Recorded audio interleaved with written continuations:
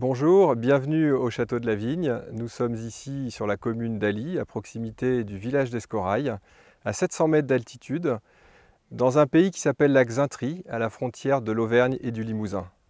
Ce qui attire l'œil quand on arrive tout de suite, c'est bien évidemment ce panorama majestueux sur les monts du Cantal. Et nous comprenons très vite pourquoi le château a été construit sur ce site stratégique. Très simplement parce que c'est un lieu de frontière. Dans l'histoire, nous avons connu les invasions. Du temps des Gaulois, c'était les Arvernes et les Lémovis. Ensuite, il y a eu les Visigoths et Clovis. Ensuite, nous avons eu l'Aquitaine et le Royaume de France. Et donc, il était nécessaire de se protéger et de surveiller ces frontières.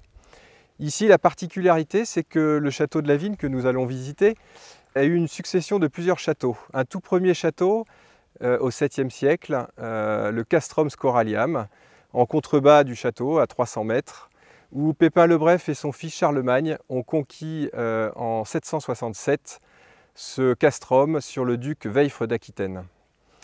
Quelque temps plus tard, et nous allons nous déplacer pour le voir, le château de la famille de Scorail antique a été créé dans le village, un château qui date du XIe siècle, dont on voit aujourd'hui les tours ruinées.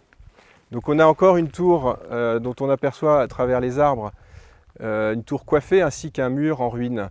Ce château était donc le château de la famille de Scorail, une antique famille d'Auvergne qui remonte ses origines jusqu'en l'an 1000 et qui donc habitait ce château entre le XIe et le XVe siècle. C'était une coseigneurie et ce château était en indivision. Au sortir de la guerre de 100 ans, il a été un petit peu endommagé et c'est à ce moment-là que le seigneur a proposé à son fils aîné de construire sur le vignoble le château de la Vigne. Ce château a été construit au XVe siècle sous un aspect défensif. C'est encore une époque où on construit dans le Cantal, en Haute-Auvergne, des petites forteresses. On peut voir aujourd'hui encore des traces de ce système défensif avec les fameux machicoulis à 3 doucines, les petites fenêtres à meneaux, les meurtrières. Tous ces éléments-là étaient faits pour protéger le château, non pas forcément pour les guerres, mais pour les brigands, car ils étaient encore nombreux à la suite de la guerre de 100 ans. Le château, au XVe siècle, était assez différent de ce que l'on peut voir aujourd'hui. Il était concentré sur ce corps de logis principal, flanqué de 4 tours, des fossés tout autour, très peu d'ouvertures. Le château va rester dans la famille de Scorail jusqu'au XVIIIe siècle, de père en fils, la branche aînée. Et au XVIIIe siècle, Anne-Charlotte de Scorail va épouser Bertrand d'Humières et elle apporte le château de la Vigne en dot le jour de son mariage en 1743 à Bertrand d'Humières. C'est alors que ce propriétaire va faire de nombreux travaux d'embellissement. Il décide tout d'abord de construire cette terrasse sur laquelle nous sommes. Donc il va poser des grosses murailles pour supporter ces terrasses, permettre ensuite d'ouvrir en créant cette aile en équerre une cour exposée plein sud pour rendre le château beaucoup plus habitable. Il va percer notamment les fenêtres que l'on peut voir pour donner de la lumière dans la maison. Et puis à l'intérieur, il va cloisonner les grandes pièces Renaissance et nous verrons dans la visite ces pièces 18e lambrissées. Petit détail important pour la région, ici nous avons une toiture de lauze. Donc ce sont ces fameuses toitures en écailles de poisson. Ici c'est du schiste volcanique. Ces lauzes sont chevillées à même la charpente, chevillées dans le bois, dans la volige. Nous avons de très belles charpentes du 15e.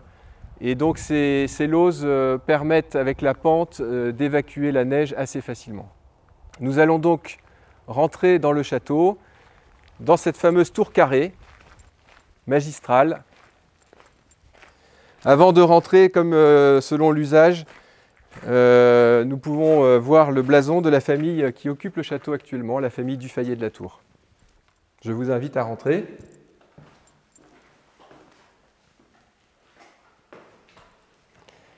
Alors nous sommes ici dans l'escalier d'honneur, un escalier exceptionnel par sa taille. C'est un des plus larges de la région, c'est un escalier qui date du XVe siècle en tuf volcanique. Chaque marche est taillée dans un seul bloc de pierre et c'est un escalier dit de défense. Alors je vais vous expliquer en quoi cela consiste.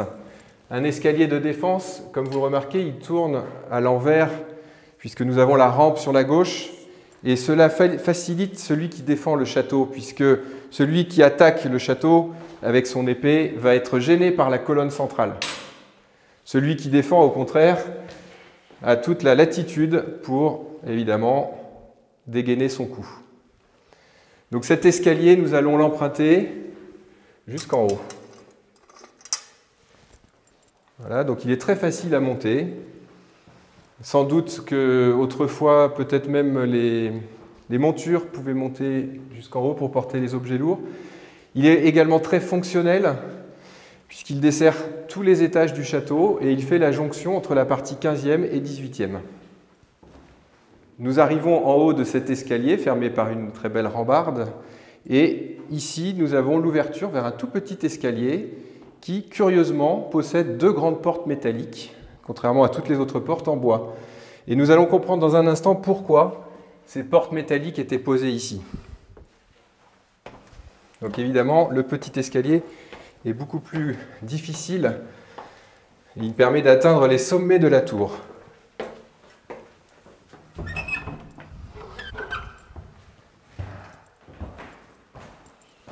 Nous sommes ici dans une pièce remarquable, le fameux studiolo du château de la Vigne. Studiolo qui a été donc créé en 1530 par François de Scorail, le deuxième propriétaire du château. Il est intéressant puisque nous avons un riche décor de peintures murales.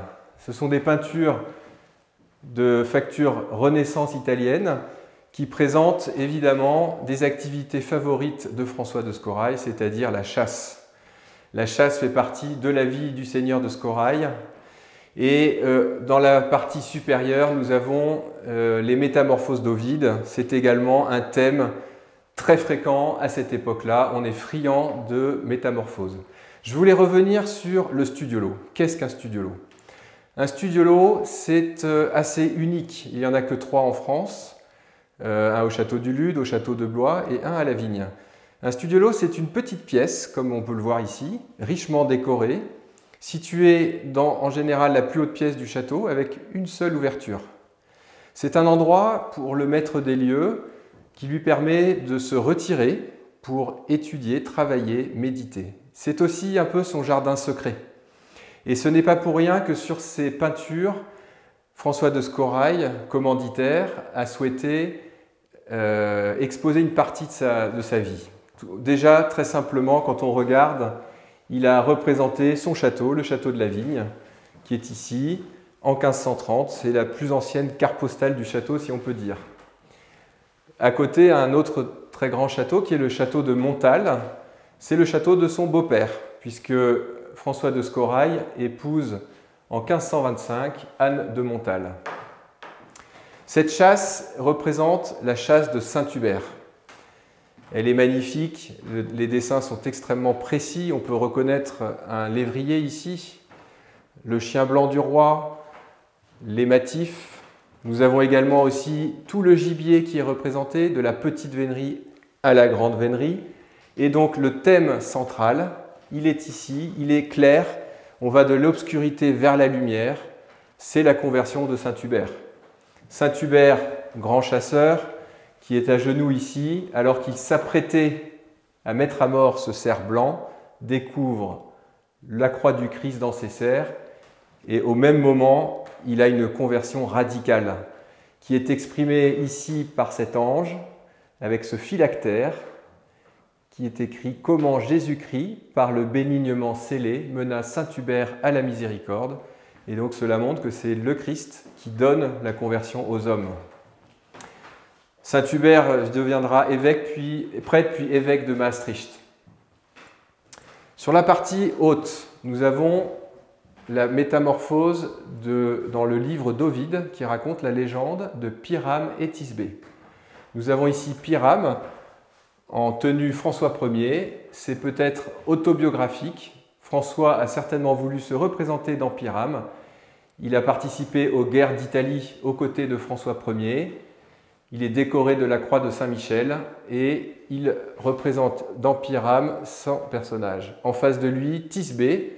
Alors, pour ceux qui ne se souviennent plus, cette légende de Pyrame et Thisbé, c'est un petit peu la légende de Roméo et Juliette. Un amour fidèle mais contrarié, un amour impossible sur terre. Et il se trouve que François de Scorail aura une aventure avec Agnès Charles, qui lui donnera un fils, Guillaume de Scorail de Mazerolles, qui plus tard sera légitimé par le pape et le roi de France. Il a sans doute voulu, au travers de cette peinture, exprimer aussi ce qu'il vit, c'est-à-dire un amour un peu compliqué entre son épouse légitime et sa maîtresse. Cette légende se termine comme toutes les métamorphoses, puisque Pyrame et Thisbé est inscrit dans le livre 4 d'Ovide, et c'est en fait les bacchanales de Bacchus, où nous avons les 3 sœurs Minéides, qui ont refusé de se rendre au bacchanal et qui ont préféré se conter des histoires, dont cette fameuse légende. Les dieux étant ce qu'ils sont, ils décident de se venger quand ils apprennent qu'elles ne se sont pas rendues à ces bacchanales et elles vont être métamorphosées en chauves-souris. Et nous avons dans le médaillon central un début de métamorphose. La sœur est en train de perdre ses bras. Cette peinture, à l'origine, allait jusqu'en bas. Nous avons ici la suite du personnage et un chien également. Ces boiseries de plis de serviettes ont dû être rajoutées au XIXe siècle pour décorer cette pièce. Nous avons enfin, au-dessus de cette belle cheminée de pierre, les armes de la famille de Scorail, d'azur à 3 bandes d'or. Nous avons eu beaucoup de chance car il y a une dizaine d'années, cette pièce a été restaurée grâce à la Fondation Sommer, musée de la chasse et de la nature, qui nous a permis de restaurer et de mettre en valeur ces belles peintures.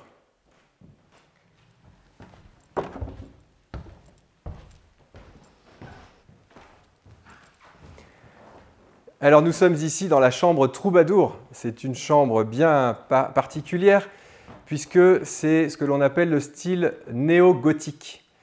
Le propriétaire de l'époque, Gabriel de Raffin de la Raffinie, a souhaité créer dans cette pièce, au début du XXe siècle, ce décor moyenâgeux.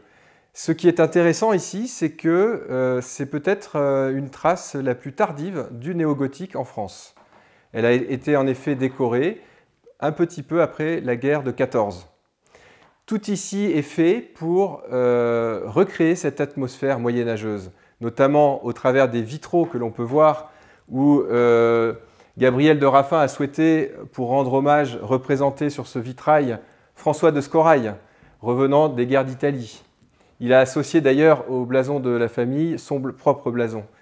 De l'autre côté, nous avons Egline du Fayet de la Tour et Guyon de Raffin de la Raffinie, qui scellent l'alliance entre les deux familles du Fayet de la Tour et Raffin de la Raffinie. Nous avons bien évidemment toutes ces boiseries et ce fameux plafond à caisson qui représente les armes de la famille et des familles de la région. Nous retrouvons bien évidemment les armes de la famille de Scorail ainsi que la famille du Fayet de la Tour. Le mobilier est Louis XIII, il permet de montrer un lit à baldaquin, des fauteuils et également un cabinet Renaissance avec un thème religieux puisqu'il s'agit du sacrifice d'Isaac. Gabriel de Raffin de la Raffinie a souhaité également dans cette pièce faire un petit clin d'œil en rajoutant sur la pierre de cheminée ses armes ainsi qu'une annonciation. Il s'appelle Gabriel, il représente l'archange Gabriel qui annonce à la Vierge Marie. Et puis également, petit clin d'œil, dans cette pièce, il a souhaité dissimuler une porte secrète qui est donc cachée dans les boiseries et qui permet d'accéder à la tour du château par ce petit escalier dérobé.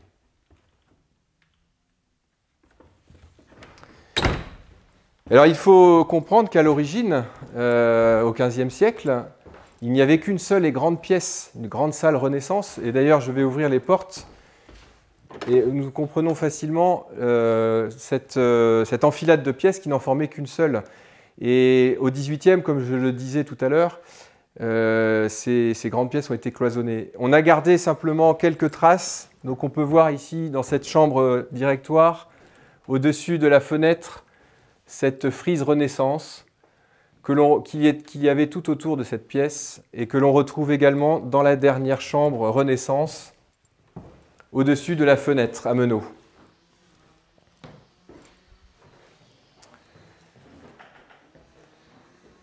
C'est dans cette chambre Renaissance que l'on évoque un passage historique très intéressant, puisque le 14 mai 1650, la princesse de Condé est venue souper à la vigne, invitée par Jean de Scorail. Nous sommes en pleine fronde des princes. Claire-Clémence de Maillé-Brézé, l'épouse du grand Condé, alors que son mari vient d'être emprisonné à Vincennes, se lance dans une grande cavale à travers la France pour rejoindre Bordeaux et les alliés de son mari. Elle va être escortée par 200 mousquetaires, le duc de Bouillon, le duc de Duras, le duc de La Rochefoucauld, et ils vont venir ici souper donc ce soir-là. Et petit clin d'œil historique, lors de ce souper, un émissaire du roi d'Espagne vient annoncer à la princesse le renfort du royaume d'Espagne au prince, contre le royaume de France qui est, comme vous le savez, tenu par la Régence, puisque Louis XIV est encore un jeune enfant.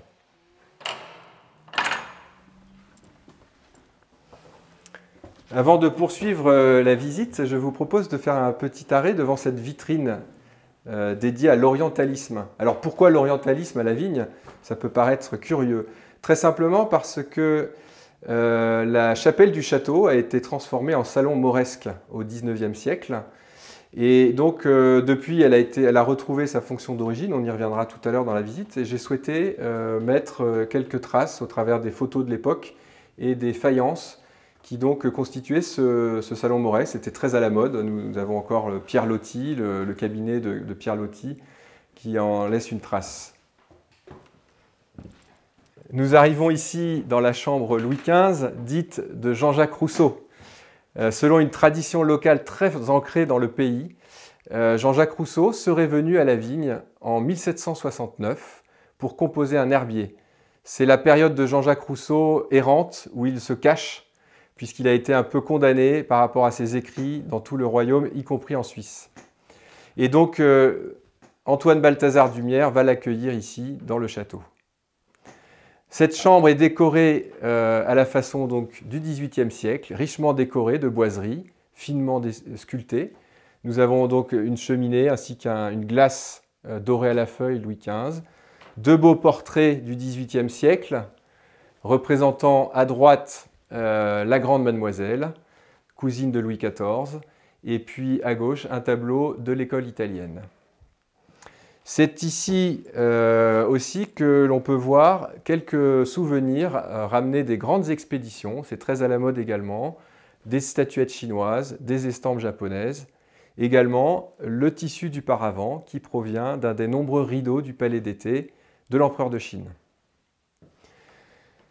C'est aussi pour nos visiteurs l'occasion, le temps d'une nuit ou deux nuits, de pouvoir dormir, puisque cette chambre est également une chambre d'hôtes. Nous avons le plaisir d'accueillir dans quelques chambres du château des hôtes. Ici, nous avons l'histoire généalogique et héraldique du château de la Vigne. Pour bien comprendre, comme je disais tout à l'heure, nous avons donc la famille de Scorail qui a habité le château au tout début, qui l'a construit. Et donc, sur plusieurs générations, ils vont se succéder jusqu'au mariage d'Anne-Charlotte de Scorail, baronne de Scorail, qui épouse Bertrand d'Humières. 3 générations d'Humières, puis ensuite, la famille par mariage arrive, le château arrive dans la famille de la Tour d'Auvergne. Ensuite, sur une autre branche, nous retrouvons les Raffin de la Raffinie et la famille qui occupe actuellement le château, du Fayet de la Tour, qui descend également du bâtisseur.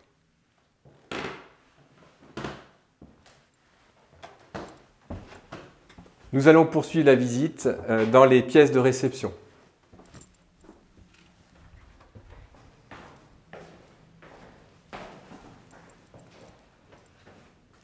Avant de rentrer dans la salle à manger, vous remarquerez sur votre gauche un vaisselier auvergnat très original puisqu'il est encastré dans cet escalier. Nous pouvons voir la forme de la marche dans le vaisselier. Donc la faïence est de Lunéville. Et nous arrivons donc dans la salle à manger du château, qui est impressionnante par sa taille. Évidemment, quand on voit de l'extérieur un château médiéval, on ne s'attend pas à trouver de tels volumes dans ce château. Ici, nous sommes dans une salle à manger 18e, lambrissée Louis XV. Et ce qui frappe en entrant dans cette pièce, c'est bien évidemment ce majestueux buffet que j'ouvre. Et vous apercevez effectivement un très joli service de Minton du XIXe siècle. Également, dans cette salle à manger, nous avons des tapisseries qui racontent, donc les deux tapisseries de Flandre, qui racontent des passages historiques, comme ici la suite d'Alexandre le Grand, donc du XVIe siècle. Nous avons un thème biblique en face, qui représente dans le livre de Samuel le passage des prophètes musiciens. Et puis nous avons deux petites tapisseries, sans doute des fragments de tapisserie. Une tapisserie de Felletin, à côté d'Aubusson, qui représente la Jérusalem délivrée, donc Godefroy de Bouillon. Et enfin, la déesse Athéna, donc on repasse dans l'Antiquité, une tapisserie de Bruxelles. Également, Gabriel de Raffin a souhaité, dans cette salle à manger, rajouter cette cheminée néo-gothique d'inspiration Louis XV, avec de la faïence de Delft, et il a demandé à un peintre orientaliste de réaliser ces 4 toiles qui représentent, au-dessus de chaque porte, les châteaux de la région. Nous pouvons reconnaître le château de Pestel à Polmignac. Nous avons ici les tours de Merle, les ruines de Branzac, et enfin le petit manoir de la Jourdanie, situé à Salers. Au-dessus de cette table très massive, nous avons un magnifique lustre hollandais du XVIIIe siècle.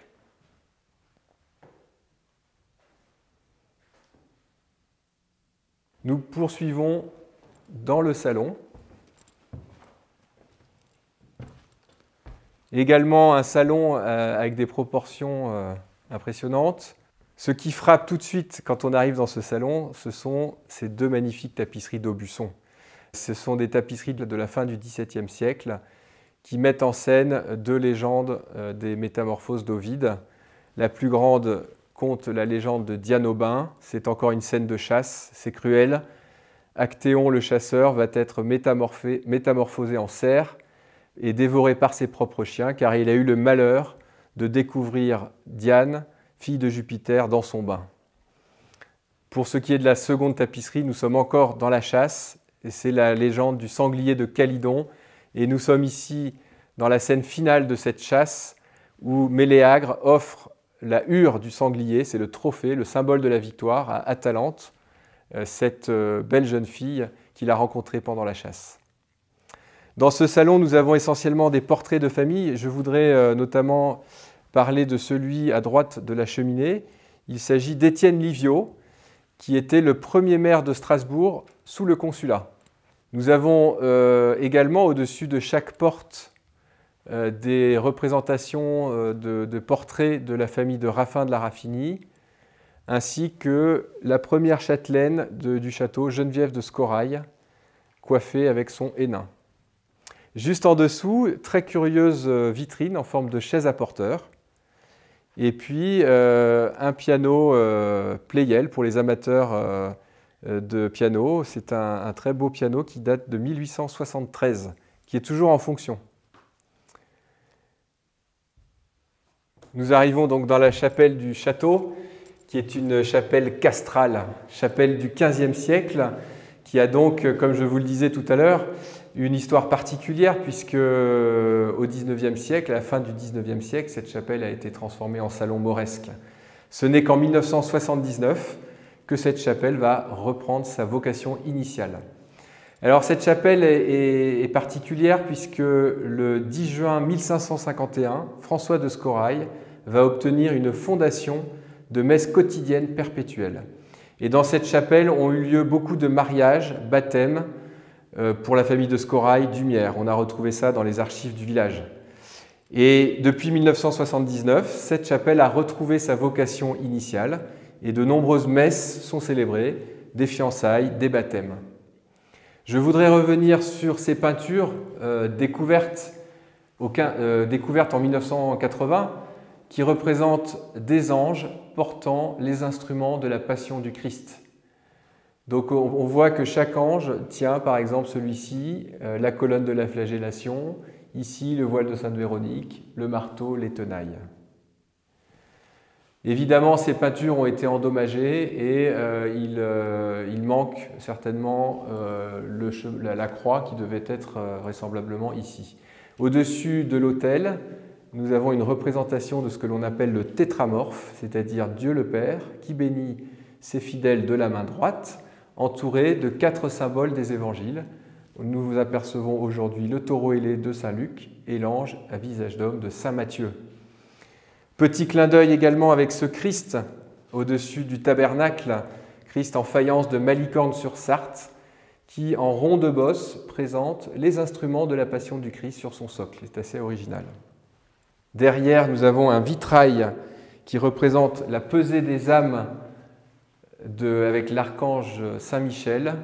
Il provient des ateliers lorrains, célèbres ateliers de Chartres, qui ont été bien souvent dans les restaurations de la cathédrale. Beaucoup de messes ont dû être célébrées depuis sa création. On a à peu près compté, on arrive à 110 000 messes. Et donc c'est ici que se termine la visite. Nous sommes heureux de reprendre le flambeau. Je me sens un peu le dépositaire de quelque chose, d'un patrimoine qui me dépasse. L'enjeu pour moi, c'est de l'ouvrir au plus grand nombre, de faire profiter de toutes ces belles choses. Et puis en même temps, un challenge de pouvoir, de nos jours, l'entretenir et le transmettre aux générations futures. Nous avons repris ce château de famille il y a très peu de temps, mais nous avons souhaité garder l'esprit de la famille, et notamment mes parents qui ont su embellir ce château, et notamment les très belles collections de mon père de voitures miniatures. Il y en a plus de 4500. Cela retrace toute l'histoire de l'automobile. Nous avons les vieux jouets Citroën, les Dinky Toys, et tout ça est proposé aussi à nos visiteurs. C'est un petit complément très sympathique lors de la visite du château.